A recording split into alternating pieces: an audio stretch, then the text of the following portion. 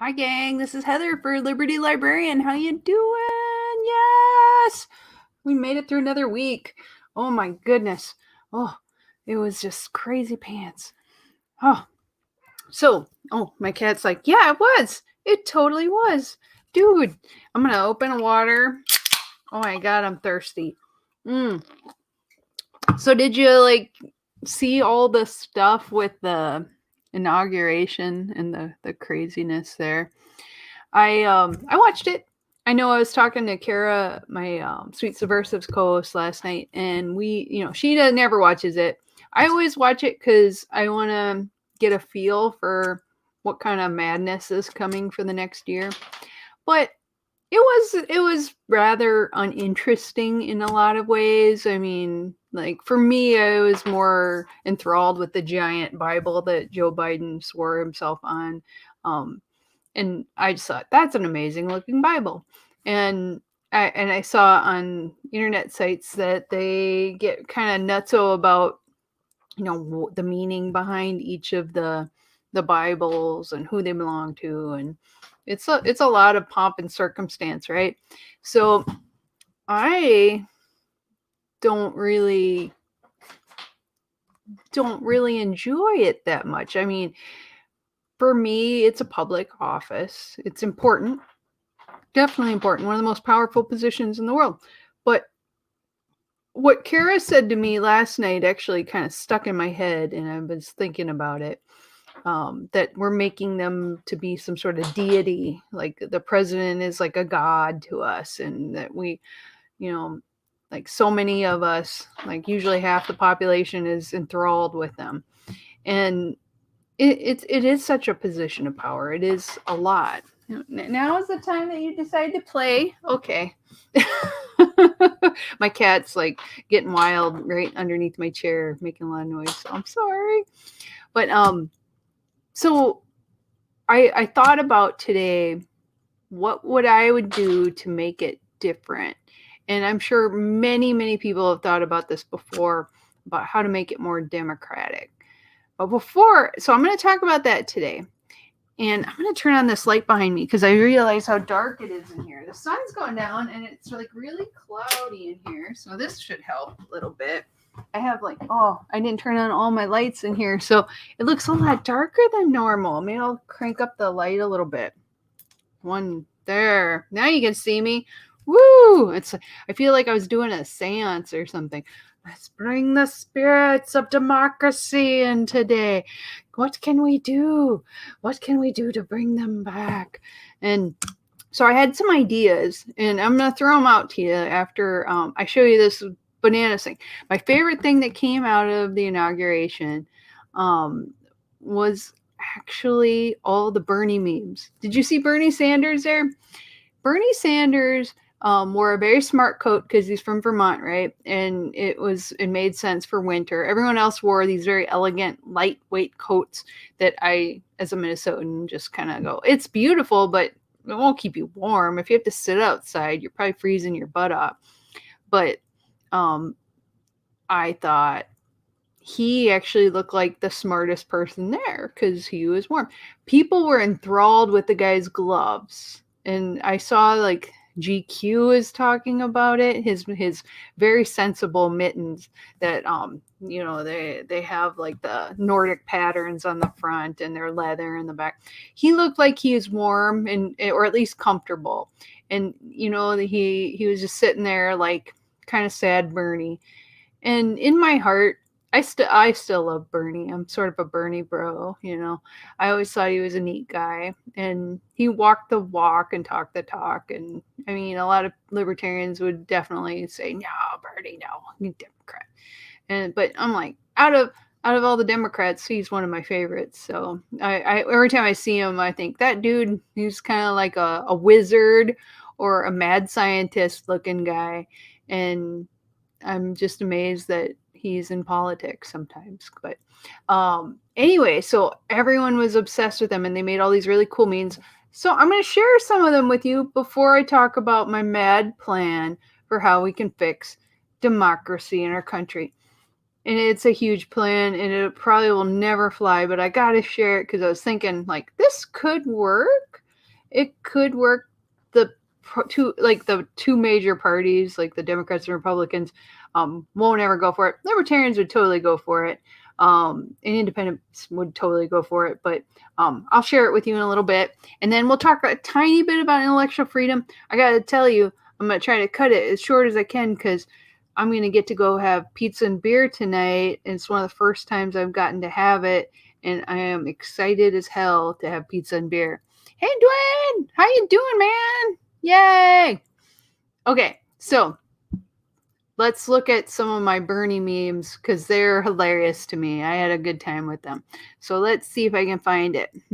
Here we go. Okay, so there's like a million of them. Okay. So this and they put him into all these situations, and I just think it's hilarious.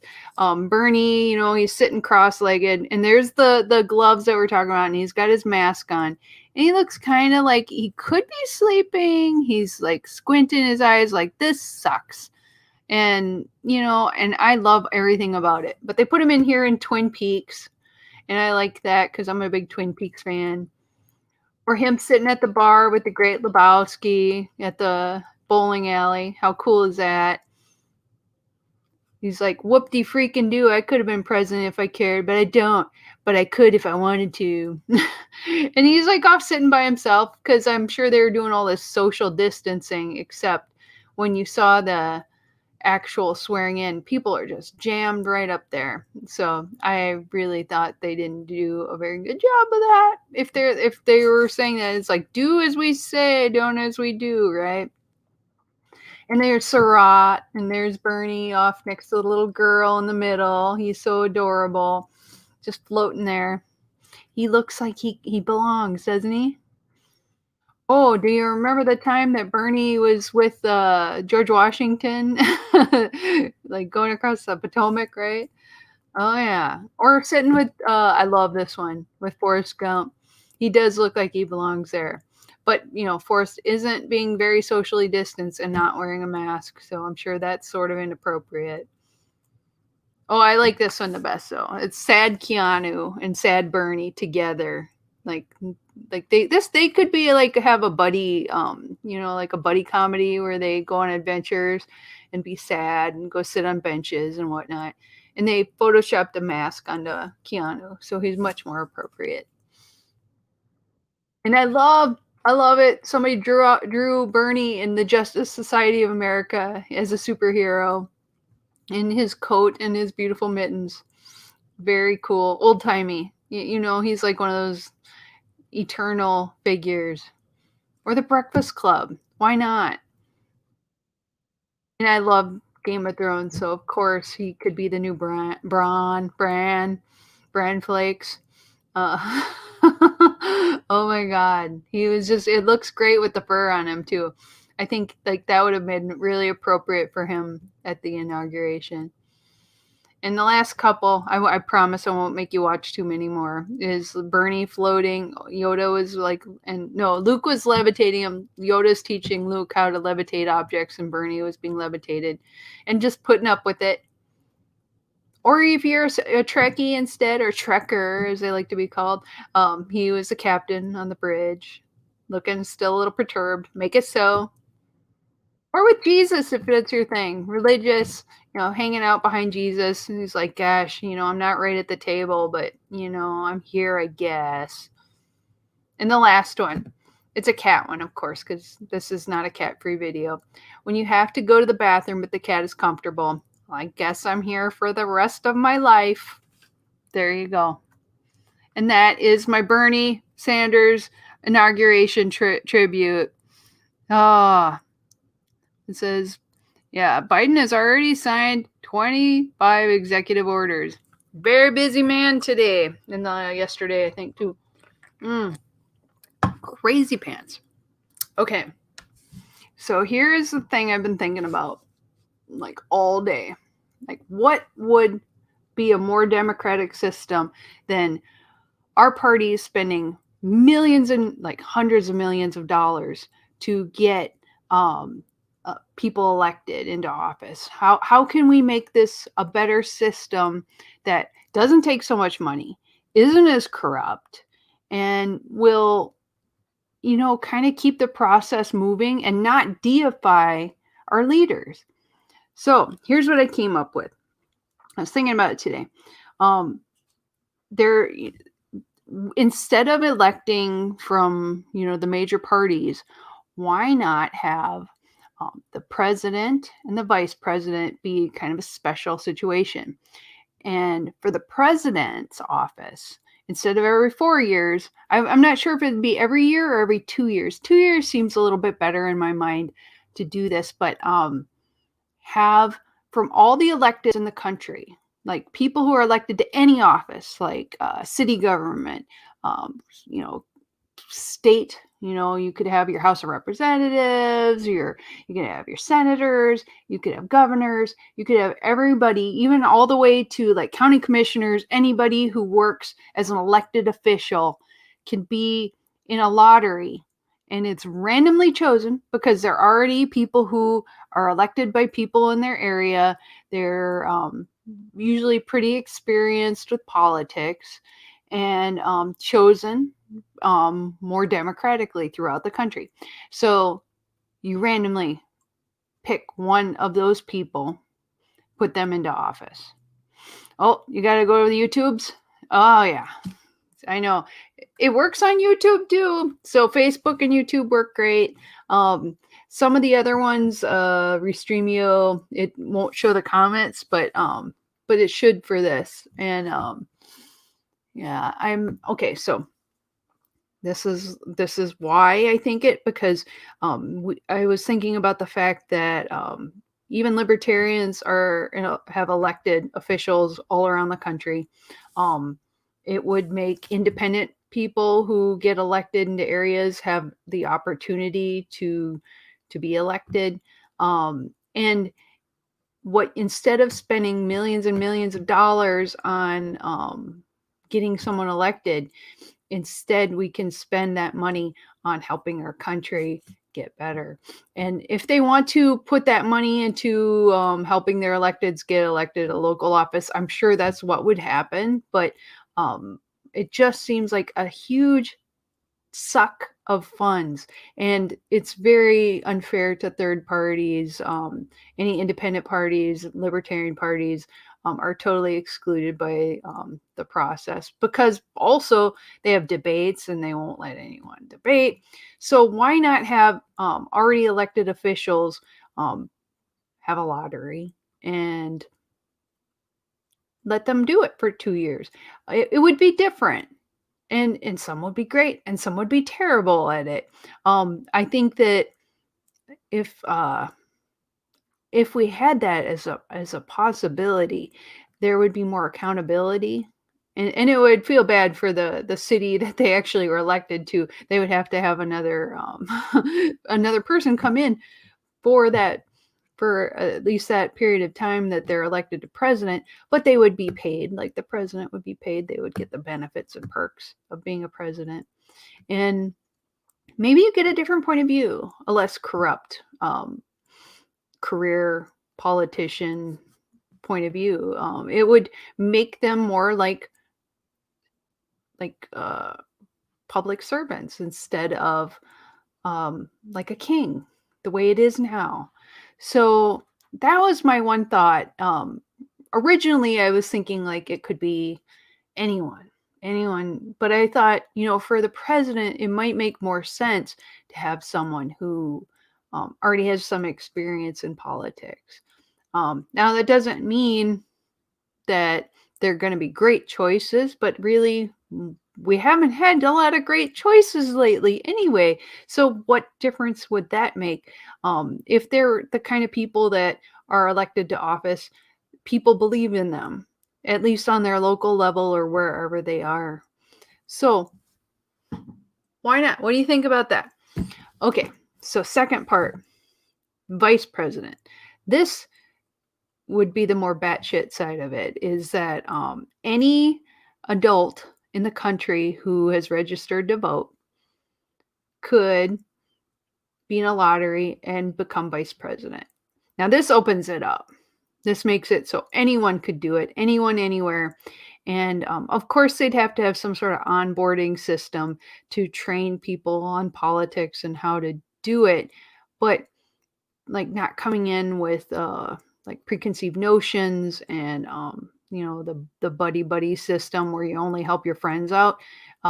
It would be a game changer to have someone in politics that is close to the top who can say, I was vice president for a couple years and this is what happened. And it would make people not have that the good old boys club of being at the top, or the lizard people. It would be like anybody. How cool would that be? I mean, I just think, why not? Why do we have to do it this way? There are other ways to do things. I think that we all talk about democracy and what a great country this is, but and I know a lot of people are lovey-dovey with Biden right now, because but what I was thinking about was the fact that, you know what? They're just people. We're people. You're a person.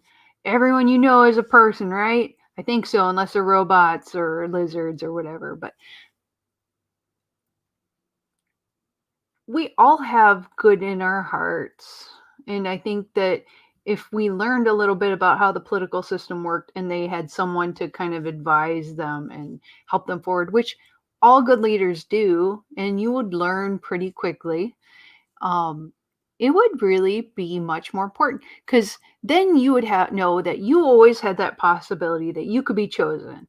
Just like jury duty. I mean, I'm sure there'd be some way to get out of being vice president, but you would also get paid like a vice president. And wouldn't that be cool for a couple years that it could be your turn out of the everyone? Like you are the person that gets to help make big decisions. And then I think people would really start to care more, because so many people don't even vote. They don't even care.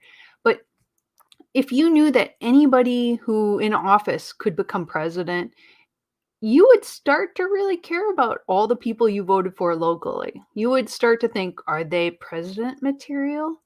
Are they someone that I would count on? Instead of like, meh, good enough. And I think people would then start to care more if they had bad people running for office and they're like, yeah, that person shouldn't run. We need other choices. So this is what I'm thinking is, instead of having this deity kind of system where we put like the parties like push their people up, and it's not always who I think are the best choices, honestly, but they're pushing party politics hard. Why not have it be everybody? Why not make it a little more democratic? I know it's crazy. It's crazy, crazy, crazy. But why not? So I've been thinking about that a lot. And, and I know people will say, we should have the most educated people. We should have the people who are, run businesses so they understand the economy. We should have somebody who is like the elite, because they know everyone up there and they can make deals. But that's what we've been doing already, and it hasn't really worked. And I feel like the system gets more and more corrupt all the time. So why not? Why not make it something new? Why not make it something for all of us? So that was my big deep thinking today.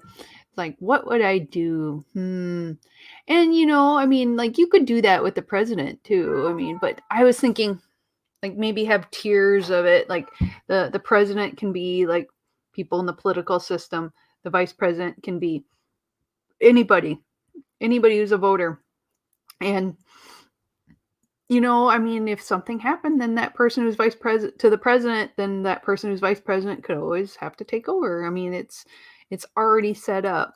So 2 years is what I was thinking.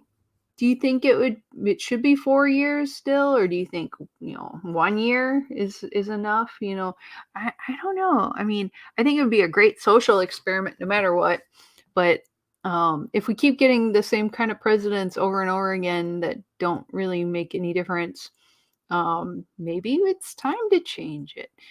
And also, I think our whole election system is crap and they need to revisit that. We live in a technological age. Why are we all like voting in person on little sheets of paper, filling in circles? Isn't there a better way to do it? I kind of think there might be. So, how about you? Do you think that you have a better idea? Like let's talk about this stuff, I think we take for granted that things have always been this way and it always will be this way. But it doesn't have to be that way. We can do whatever we want. We're America. America.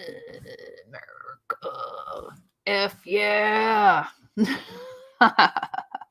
So obviously I have some dissatisfaction with the way things are. And I know that change is always hard and it might be good. Who knows? Biden might be great. I don't know.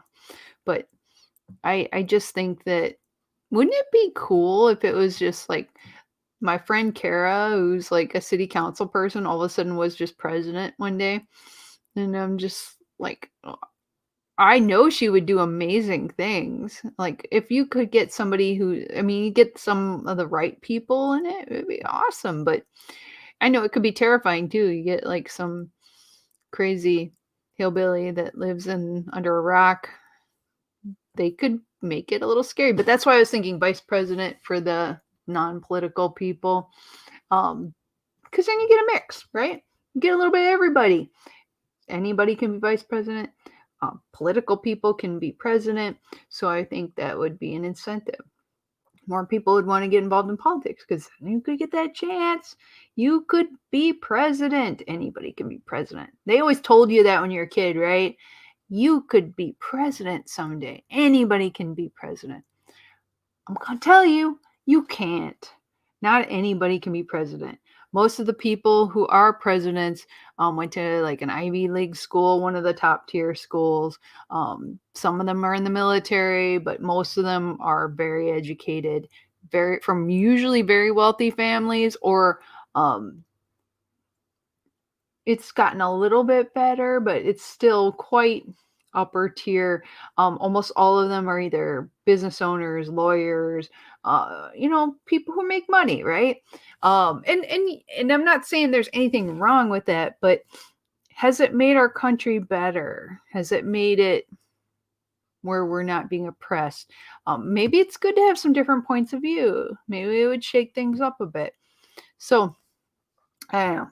I got really thinking hard about that with the inauguration the other day, and we had a lot of fun yesterday on Sweet Subversives. I will say, having to see, you usually see the big inaugurations, the swearing-ins of the president, but you never really see like your local people being sworn in. You never see like more normal every day. And we talked to a lot of new libertarian electeds last night, and it made me really think like any of them would be great people to be running our country, and we were lucky to have them. So why not make it so you open it up? Could be anybody. And I think it takes away a little bit of the corruption. I'll leave that at that. So yeah, I was pretty excited about that today. I'm going, oh, I just want to talk to somebody about it. I've been super busy with work. But that was my one excitement thing of today. Let's see. I'm going to go into intellectual freedom news. So share if you have any ideas, if you watch a show later, please do share. I love that.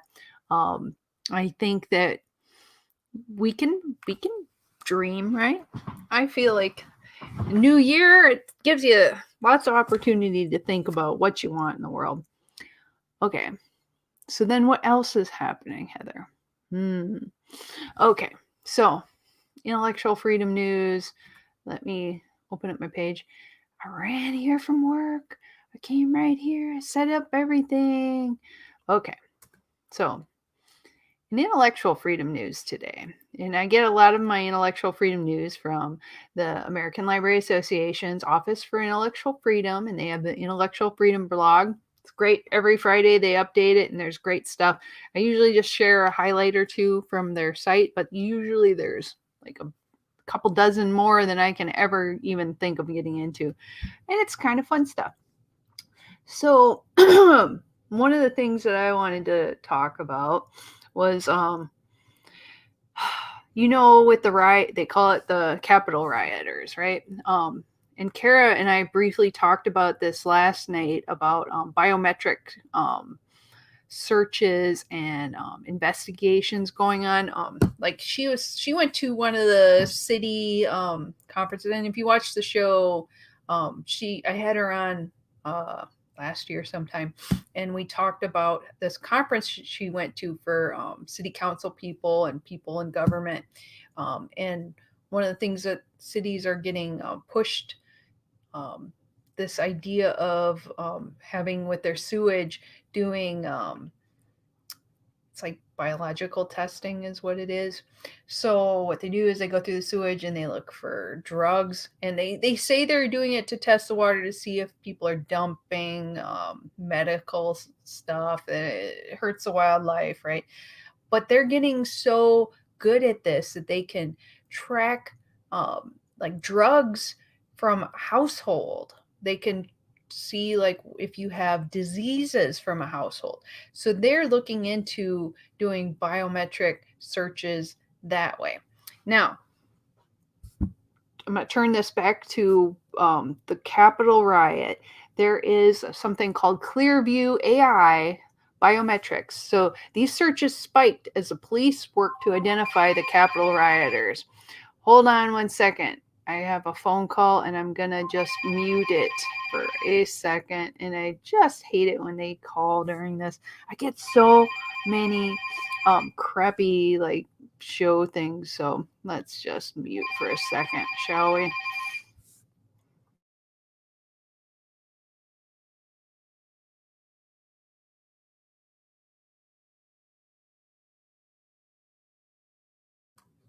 And they didn't leave a message.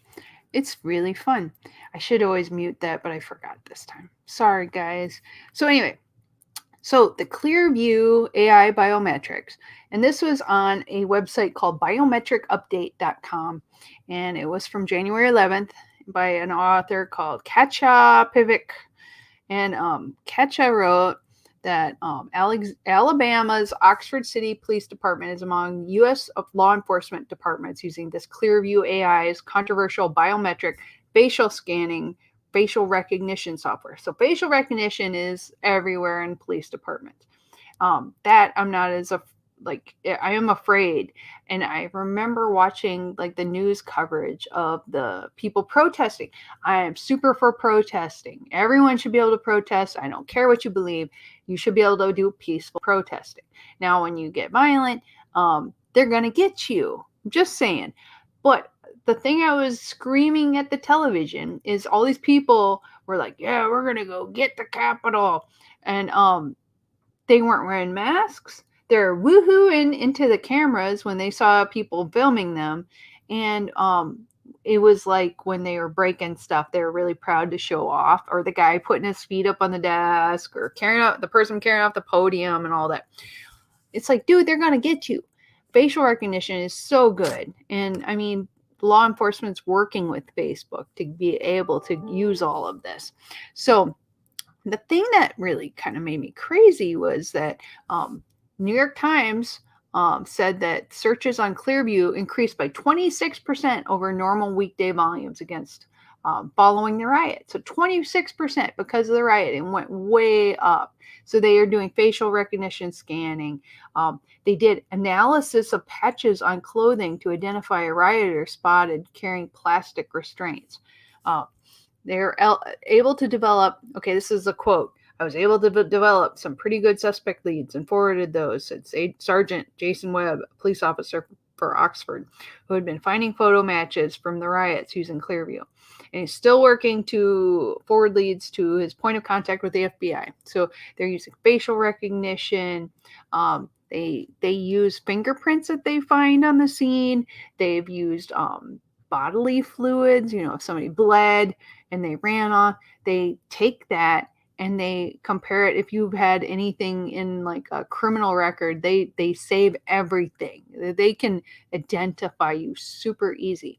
So the moral of the story is that the American Civil Liberties Union had previously raised concern with Clearview's privacy policies, which the ACLU states violate various laws in the U.S. through the collection of information and images without an individual's consent, which is a very scary thing. So the Clearview, this system has a database over 3 billion photos retrieved from all over the web. They maintain that the data with Clearview retrieves is already public, so they say it's all fine. But do you realize everywhere you go, there's cameras, people are taking pictures, you may be at an event and somebody takes your picture, posts it to the internet, it's out there. Your face is everywhere. It would be nearly impossible to hide from that. So Claire Garvey, a researcher who studies facial recognition at the Center on Privacy and Technology at Georgetown Law, highlights the lack of regulation surrounding the use of facial recognition software. We've seen a lot of efforts in various parts of the country to bring face recognition under control, she said, but by and large, there are still no laws governing how and when this technology can be used and who can run searches for whom. So it is quite disheartening. And in response to the riot at the Capitol, FedScoop reports that the FBI set up a portal where the public can submit videos and images that can be used to track down individuals who took part. So they're asking for people to turn in their neighbors, which is such a great thing when you see like all the good. It's like a Nazi Germany kind of thing. Like, are your neighbors up to no good? Turn them in. So I think that some of it is a little out of control. So the Bureau also runs a combined DNA index system. This is the thing I was referring to earlier. It's called CODIS Biometric Database. So law enforcement officials are needing to depend on FBI's technology to identify criminals via the videos and images and other digital fingerprints, as well as combined with open source information. And the videos from the riot could be used to extract high confidence identification. So they have FBI has two facial recognition programs in its Criminal Justice Information Services Division, and the Next Generation Identification System, NGI, and the Facial Analysis, Comparison, and Evaluation, called FACE, easy to remember, unit. And according to congressional testimony in 2019, which can only be used for open source investigations and internal assessments, according to Jake Laparouk, senior counsel at the Project for Government Oversight. So what do you think about that? It's a little scary, isn't it? I get a little nervous about the government doing whatever the hell they like. It's a little terrifying. So last, I'm gonna kind of have the show a little shorter. I'm gonna just do one more news article, and then I'm gonna go have beer and pizza, because God, I'm really excited about it.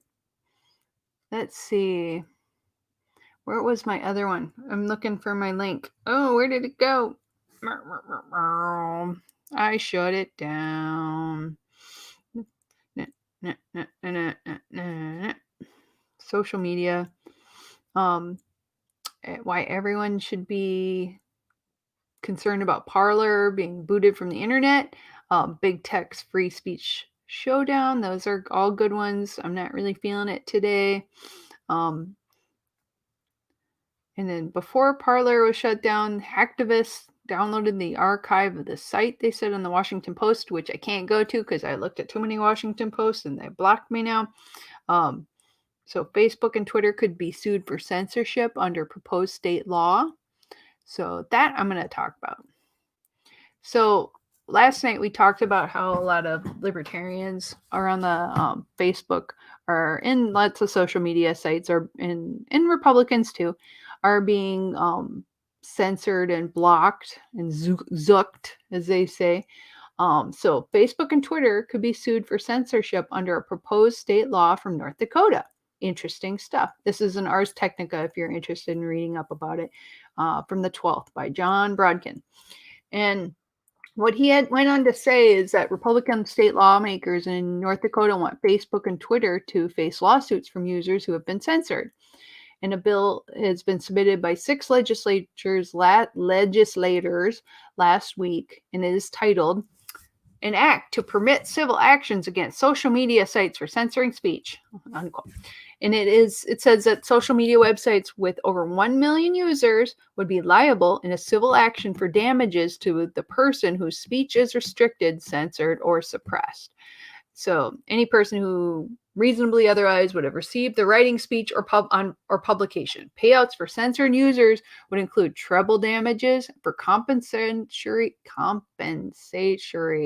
consequential, and incidental damages. So you could, if this goes through, people could sue Facebook and Twitter for taking away their right to broadcast their own information, which I think would be a big deal because there's a lot of libertarians and Republicans who've lost their right to even say anything on Facebook or Twitter, including our former president, Donald Trump. And I don't care, like, I don't really like Trump, you know that, but taking away someone's right when they're a public figure feels very 1984 to me. So if passed by the North Dakota legislature, the bill would likely have no effect due to a conflict with the federal law. But I like the idea that they're trying, so they're pushing it through in different ways. The proposed law would immediately be deemed void as preempted by Section 230 of the Communications Decency Act because federal law is supreme over state law where they conflict, and this could create an express conflict. So Section 230 is a law enacted in 1996 that says providers and users of interactive computer services shall not be held liable for any action voluntarily taken in good faith to restrict access or availability of material that the provider or user considers to be obscene, lewd, lascivious, filthy, excessively violent, harassing, or otherwise objectionable, whether or not such material is constitutionally protected. This is where I think that if they targeted that section of the U.S. law, the federal side, I think they'd have better luck with it. So the law gives legal protection to companies that moderate user-generated content to online platforms they operate. Law has been a major topic of controversy recently, especially among Republicans, and President Trump demanding that social media companies be stripped of their legal immunity. So this is where I think it eventually will be targeted. I think the way North Dakota approached it is not going to be effective, but I like that they're putting it out there because this will drum up more interest in it. And it's coming because I know the North Dakota Republican Representative Tom Kading, who is angry that Facebook and Twitter banned Trump after he incited the insurrectionist riot at the U.S. Capitol. So they said it's wrong to ban a sitting president, but he noted his proposal is meant to provide a legal tool only for those who live in North Dakota. So will people in North Dakota be able to sue Facebook and Twitter? That we will have to see.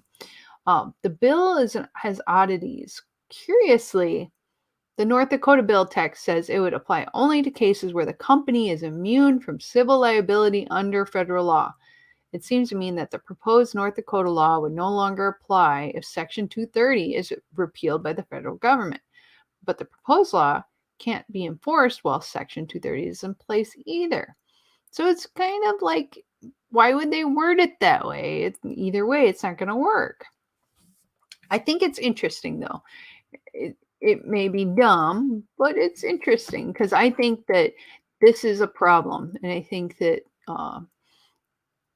taking away, especially from a public figure. I mean, yes, I know that they were worried because he's inciting violence, but There's a lot of things that every president does that kind of incite some violence. So I feel like they need to really look at this a little bit closer. So the bill provision allowing lawsuits from people who didn't see to get blocked content is unfathomably a bad idea, said Cohen. If Twitter banned me, all 19,000 of my followers would have the ability to separately sue Twitter for damages for being deprived of my pearls of wisdom and gift game. Beyond this particular bill, they argue that legislating around Section 230 at the state level is doomed. So, what they need to do is approach it from a federal level. But I am glad to see that people are at least addressing it because it scares the crap out of me that it still goes on to this day. Okay. I got a couple minutes. Do I want to do one more?